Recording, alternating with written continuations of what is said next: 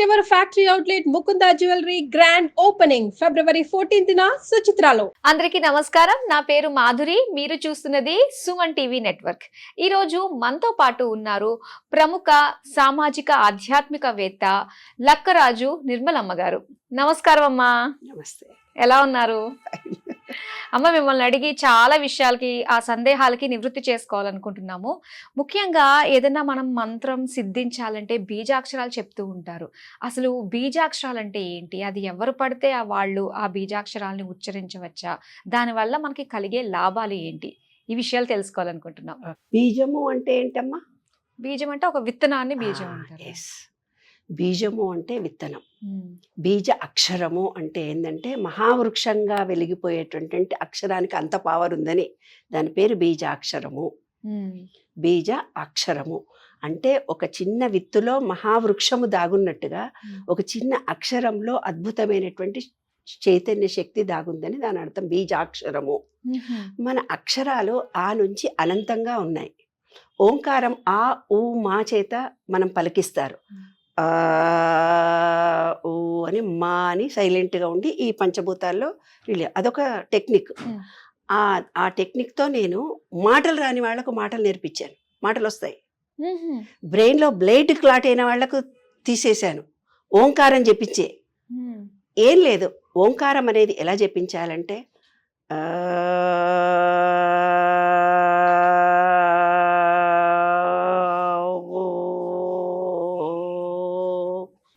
మా అనేది ఎంత సైలెంట్గా ఉంచితే ఆ ఊ మా అనే అక్షరాల చేత వెలువడిన శబ్దశక్తి ఏదైతే ఉందో కన్ను ముక్కు చెవి పంచేంద్రియాలను మూసిన తర్వాత ఆ పవర్ వైబ్రేషన్ కలిగిస్తుంది తలలో. ఏ లోపమున్నా పోతుంది. ఓంకారం అలా చెప్పించాలి. ఓం ఓం ఓం ఓం అంటుంటారు యోగా టీచర్లు వాళ్ళందరూ. పాపం తెలియదు, నిజానికి తెలియదు నాన్న. తెలిస్తే కరెక్ట్గానే పలుకుతారు. ట్రైన్డ్ చేసే వాళ్ళు ఎవరు లేరు. మళ్ళీ ఇంకొకసారి చెప్తాను విను. ఆ పలికి ఊ పలికి మా అనే శబ్దాన్ని నా మనసులోనే వైబ్రేషన్ తీసుకొస్తున్నాను.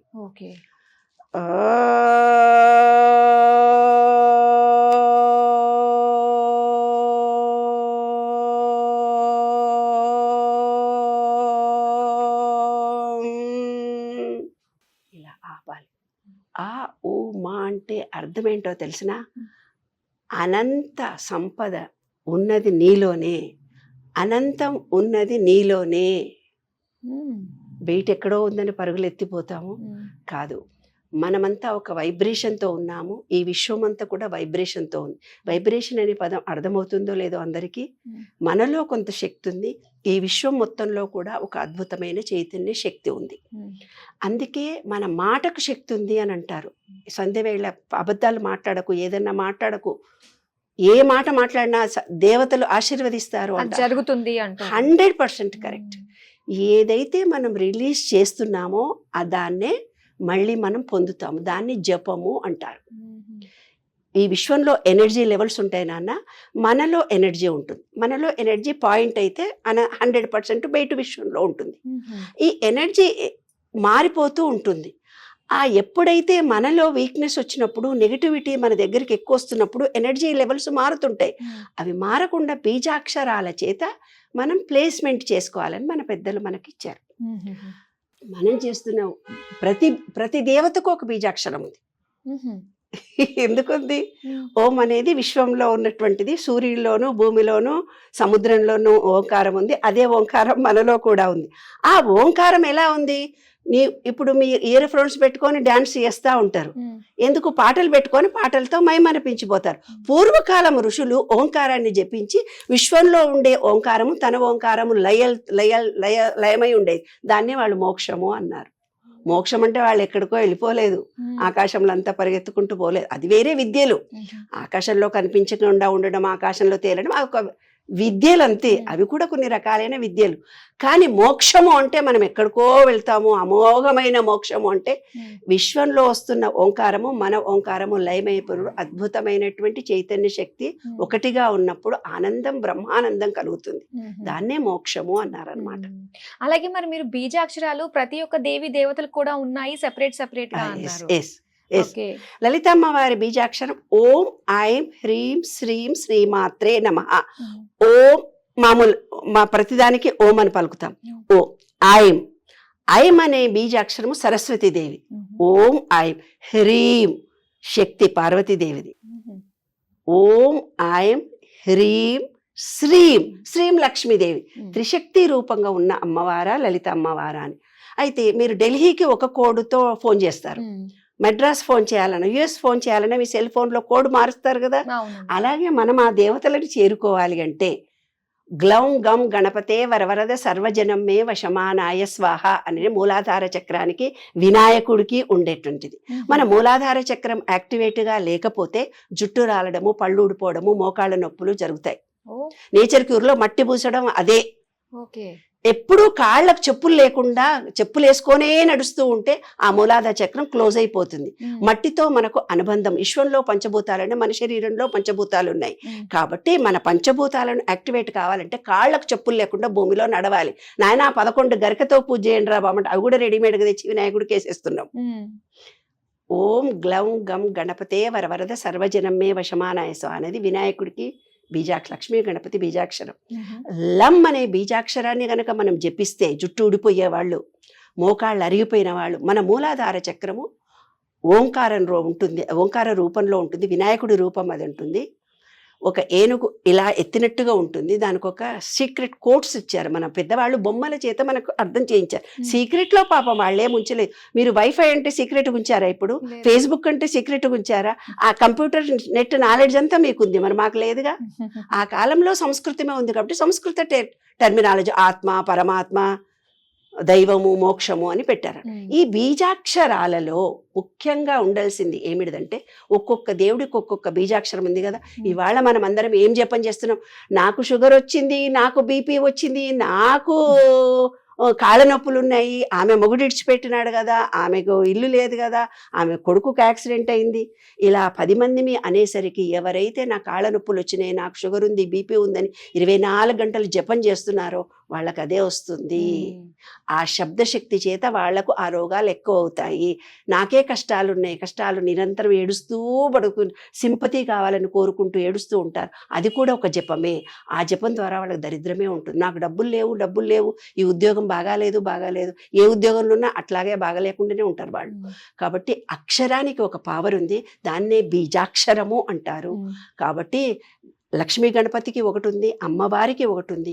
ఓం భూర్భువస్వ గాయత్రి మంత్రానికి ఒకటి ఉంది. గాయత్రి మంత్రం జపిస్తే ఆ పవర్ 32,000 నాడులను 62,000 నాడులను యాక్టివేట్ చేస్తుంది.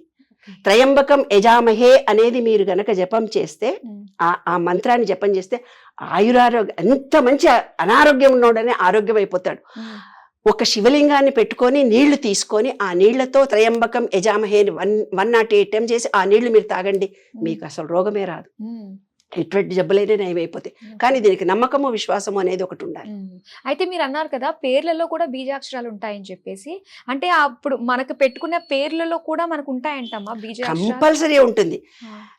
లక్ష్మి, లచమ్మ అని పిలుస్తారు. ఏవో ఒక్కొక్క పేర్లు ఉంటే బుజ్జి అని పిలుస్తారు, కాకి అని పిలుస్తారు, లక్కీ అని పిలుస్తారు, ఏదేదో పిచ్చి పిచ్చి పేర్లు పెట్టి పిలుస్తారు. వాళ్ళ పేరు నిజంగా వేరే. లక్ష్మి అని అంటే లక్ష్మీ కటాక్షం చాలా ఉంటుంది. నారసింహ అని అంటే నరసింహస్వామి గురు రూపంలో ఉండేటువంటి కోపంకి కొంచెం 50% వాళ్ళ కోపం వస్తుంది. ప్రతి మనిషి పేరులో ఉన్నటువంటి అక్షరాలు పలుకుతూ మన పిల్లలకు కూడా మనం, అందుకే ఏంటి టా చాలా మంచి పేరు, శ్రీ ఏ అక్షరాన్నైనా నువ్వు డబుల్ రిపీట్ చేస్తే ఆ అక్షరంతో వాళ్ళు హైలైట్ అవుతారు. రామోజీరావు, ఆర్ అనే అక్షరం రక్త బీజాక్షరం కాబట్టి ఆర్ అనే పేరుతో ఏ పేరున్న వాళ్ళు పైకే వస్తారు నాన్న.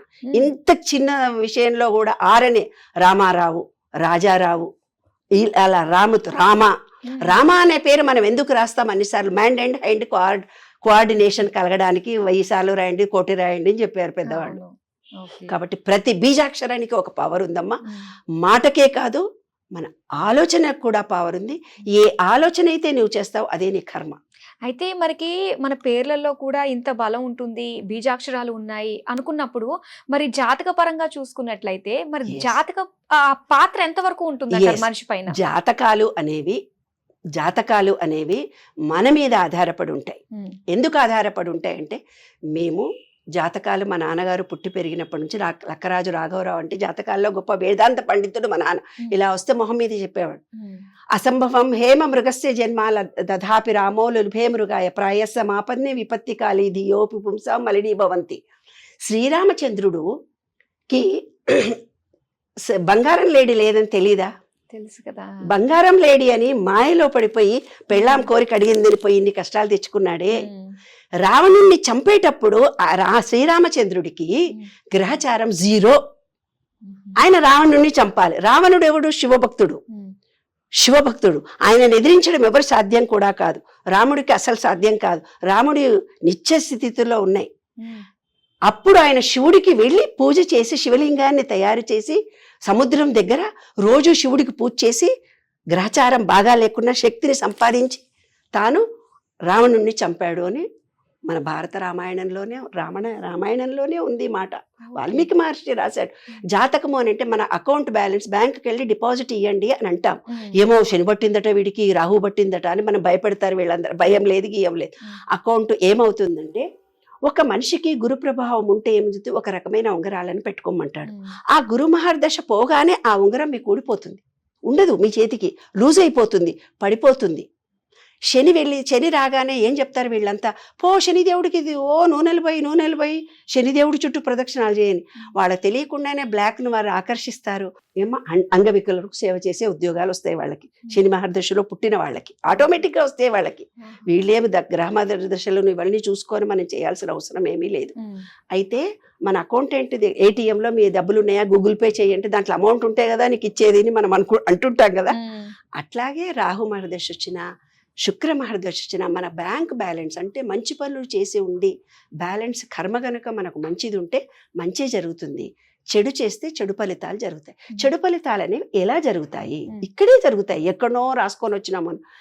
లేబర్ మనకు బాగా పనిచేస్తూ ఉంటారు. వాళ్ళ పిచ్చి పీపి చేసి వాళ్ళను బాగా తిడుతుంటారు కొంతమంది. వాళ్ళ జీతాలు తక్కువ ఇయ్యరు, కట్ చేస్తుంటారు. ఎప్పుడైతే లేబర్ని, అంగవికలను, ముసలి వాళ్ళను బాగా తిడుతుంటారు, శని వచ్చినప్పుడు శని ఎఫెక్ట్ చాలా ఎక్కువై వాళ్ళకి బాధలు ఎక్కువ ఉంటాయి. వాళ్ళకి శాలరీ ఇవ్వకపోవడము, వాళ్ళను మనసు కష్టపెట్టడం, మనకు చాకరీ చేసిన వాళ్ళను ప్రేమించాలి, వాళ్ళకి తగిన వాళ్ళకి ఇవ్వాలి మనం. అందుకే యూఎస్లో ఏముంది, సాటర్న్ పనిచేయదు వాళ్ళకు, వాళ్ళకు సూర్యానుగ్రహం ఎక్కువ. అందుకే మనలో కూడా సూర్యానుగ్రహం ఉన్నవాళ్ళే యూఎస్లో కాలు పెడతారు. వేరే వాళ్ళు యూఎస్లో కాలు పెట్టే అవకాశమే లేదు. గోధుమ వాళ్ళకి ప్రధాన పంట. గోధుమ అంటే సూర్యుడికి సంకేతం. వాళ్ళ ఆహారం కూడా గోధుమలే అక్కడ. పిజ్జా, బర్గరు అవే ఆహారం. మన దగ్గర శని ఉంటుంది, అక్కడ మన వాళ్ళందరూ అక్కడ లేబర్లే, అన్ని పనులు మనమే చేసుకోవాలి. కాబట్టి ఒకదానికొకటి లింక్ ఉంది నాన్న. తప్పనిసరి గ్రహము లేదు, గ్రహ దశలు లేవు, ఏమీ లేవు. మనసులో కన్నా నిర్మలత, నేను సాధించగలను, ఈ అన్నిట్లో మంచిగా ఉంటాననే విశ్వాసం మనలో కనుక ఉంటే ఏ గ్రహాలు మనం ఏం చేయవు. అవి వచ్చినప్పుడు వాటి పని చేసుకొని అవి వెళ్ళిపోతూ ఉంటాయి అంతే. తప్ప ఏదో గ్రహచారం బాగాలేదు, శని పట్టిందట వాడికి అందువల్లనే ఇట్లయిందనేది మూఢ విశ్వాసాలు, మూఢనమ్మకాలు. మన పనులు మనం చేసుకుంటూ పాజిటివ్ గా ఉంటే అన్ని అనుకూలంగా వచ్చేస్తాయి. థ్యాంక్ యూ సో మచ్ అమ్మా. అలాగే బీజాక్షరాలకి సంబంధించి దాని యొక్క ఇంపార్టెన్స్ గురించి మాకు తెలియజేసినందుకు ధన్యవాదాలు.